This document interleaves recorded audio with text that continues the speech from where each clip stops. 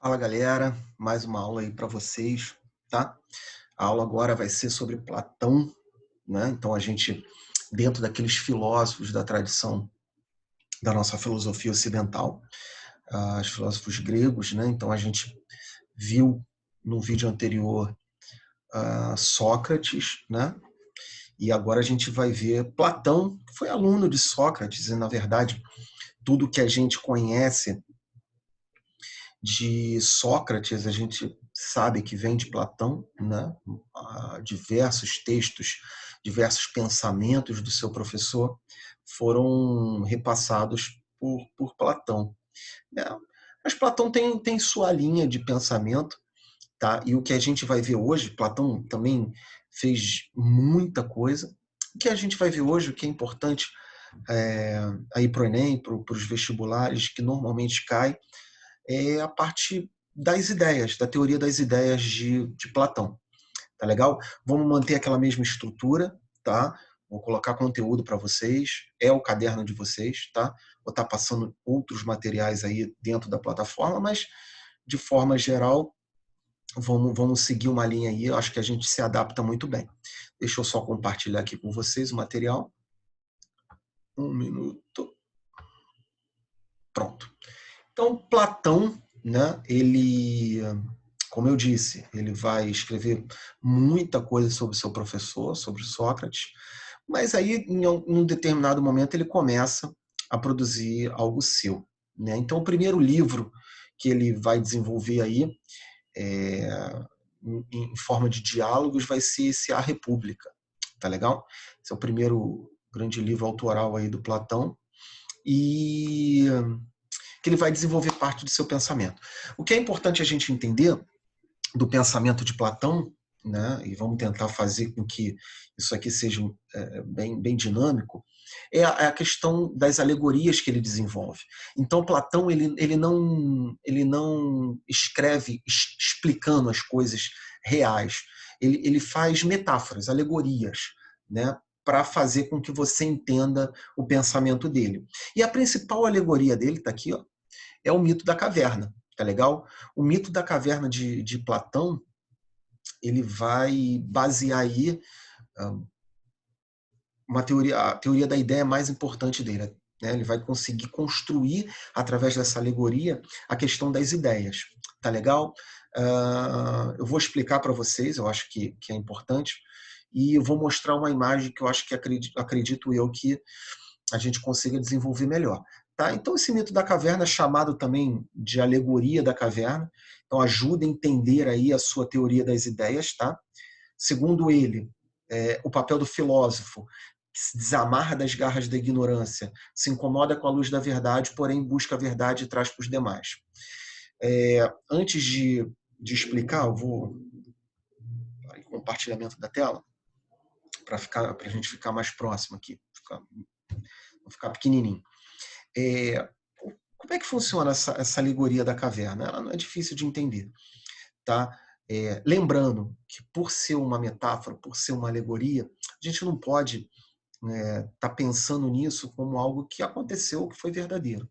Tá? Na verdade, ele vai criar essa ideia, essa alegoria mesmo, né? Para mostrar a sua teoria das ideias. Mas vamos lá, como é que isso funcionava? Então, esse mito da caverna, a princípio, existiam algumas pessoas que viveriam, que nasceram ali, passaram a vida inteira dentro da caverna, amarrado, tá? Dentro de uma caverna. A disposição deles era voltada para uma parede da caverna, onde a luz entrava pelas costas. Tá? Então, eles não tinham o acesso ao que estava no fundo. E tudo que a vida deles se passava ali, dentro daquela caverna, olhando para essa parede, e as sombras das coisas que aconteciam eram projetadas na frente deles. Então, para eles, a verdade absoluta, e eles tinham certeza absoluta, de que o mundo era aquelas imagens. Eles tiveram contato com outras coisas. Né? Então, professor, mas como é que eles comiam? Como é que eles iam no banheiro? Esquece isso, galera. A ideia do Platão era falar que esses caras estavam ali, amarrados, olhando para a parede, e tudo o que acontecia era por forma de sombra ali naquela parede. Tá legal? Então eles acreditavam que o mundo deles era aquilo ali. E, em determinado momento, um deles se desamarra daquelas correntes e sai dali do grupo e vai para fora da caverna. Então, em um determinado momento, ele entende que aquilo ali era diferente, que existe um outro mundo, um outro pensamento. Quando ele chega próximo à luz, ele vivia na escuridão, né? Aquela luz meio que incomoda ele, né? E ele sai dessa caverna e descobre que tudo aquilo que ele passou na vida, tudo aquilo que ele viu, tudo aquilo que ele imaginava que era verdade, naquele momento se desmoronou. Né? Então ele tem ali a luz, ele conhece a verdade, não é sombra, existe o real, e ele volta para contar. Né? Então, quando ele conta isso para as pessoas não acreditam, você está louco. Né? Como é que tudo que a gente viveu, você está falando que é ilusão? Então, ele houve essa resistência, por mais que ele acreditasse, ele soubesse que ele estava na verdade, as pessoas não acreditavam. Então, assim, deixa eu botar a imagem aqui para ficar bem mais claro, para vocês entenderem. É claro que numa uma aula presencial a gente consegue fazer com que essa alegoria, a gente consegue tentar até fazer um teatro dessa alegoria, mas aqui a gente tem isso aqui mesmo e a gente vai nessa mesmo. Né? Então, a alegoria da caverna, vamos lá. Tá? Tá. Então, é mais ou menos isso aqui, tá legal? Se vocês quiserem dar um Google aí, eu sou muito fã da Turma da Mônica, né? Eu passo esse conhecimento para minha filha hoje, né? A gente lê junto, inclusive tem até aqui do lado, ó, tá aí, Turma da Mônica. O Maurício de Souza tem um quadrinho, né, dentro dos personagens dele lá, que é o Piteco, né, que vive no mundo bem antigo, né? E o Piteco, ele tem, o Maurício de Souza faz uma alegoria da caverna e o mito da caverna em quadrinhos, mas ficou muito pesado para me colocar aqui na videoaula aqui, então se vocês quiserem dar um Google aí e ver, é bem legal, o Maurício de Souza é um gênio, né? Mas vamos lá. Deixa eu só colocar aqui.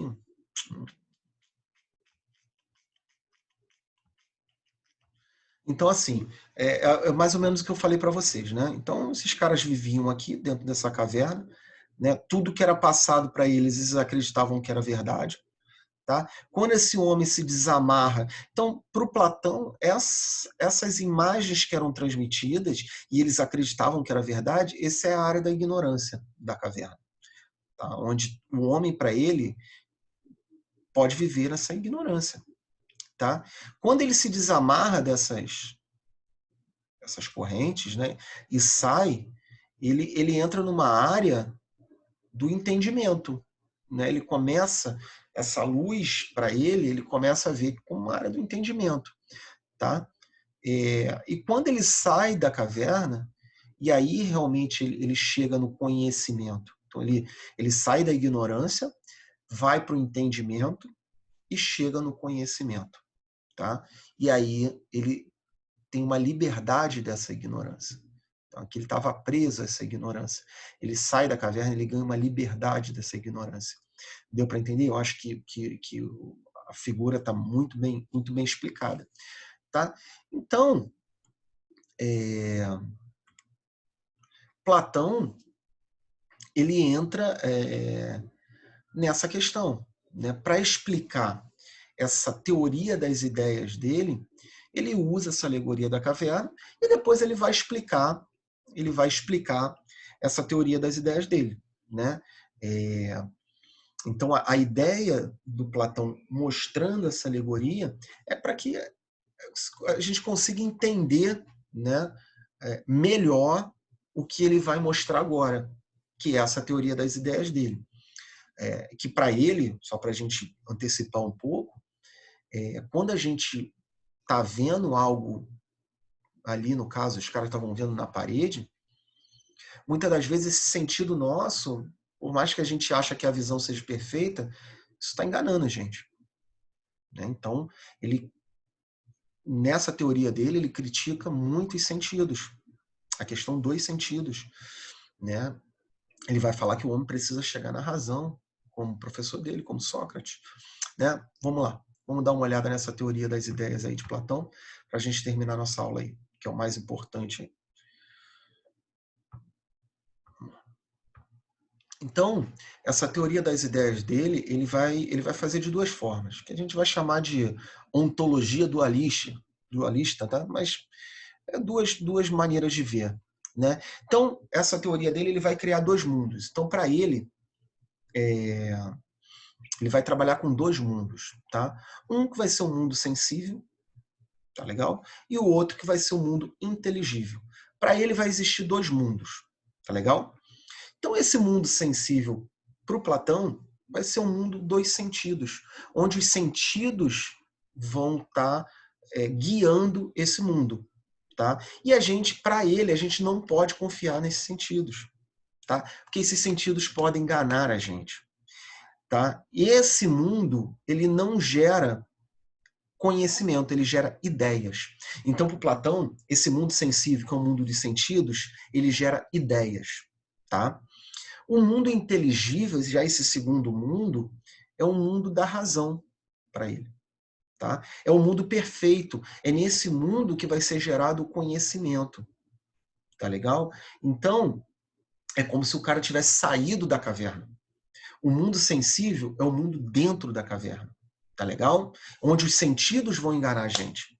Tá legal? E vai gerar opiniões. Quando, mesmo você enganado, você tem opiniões acerca de algo.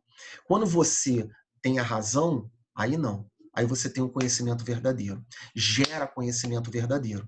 Tá legal? Então, basicamente, ele usa essa alegoria da caverna para explicar a teoria das ideias. Mas, professor, Platão só falou isso? Só falou de ideias? Não. É o que a gente selecionou aí para estudar de Platão. Ele fala de política, ele fala de uma série de outras coisas. Tá legal? Então, basicamente, né, é o que a gente tem aí de Platão. Futuramente a gente pode estar analisando aí a política para Platão, mas basicamente o que a gente precisa saber de Platão é isso. Agora a gente vai, numa próxima aula, falar sobre o grande Aristóteles, que foi aluno de Platão. Tá legal? Aluno de Platão e vai seguir aí, vai ser um aluno bem rebelde, mas vai seguir aí a linha de estudo, a linha de pensamento da escola platônica e vai ser um cara muito importante também na nossa filosofia ocidental. Beleza? Então, é isso por agora. A gente daqui a pouco, se vocês tiverem paciência aí, vai ver o outro vídeo. Se não, tem o tempo de vocês. É claro, vocês precisam manter aí a rotina, tá legal? É claro que numa aula minha eu daria esses 3 caras, mas vamos lá, vamos tentar seguir. Eu sei que é muita coisa para estudar, mas a gente consegue.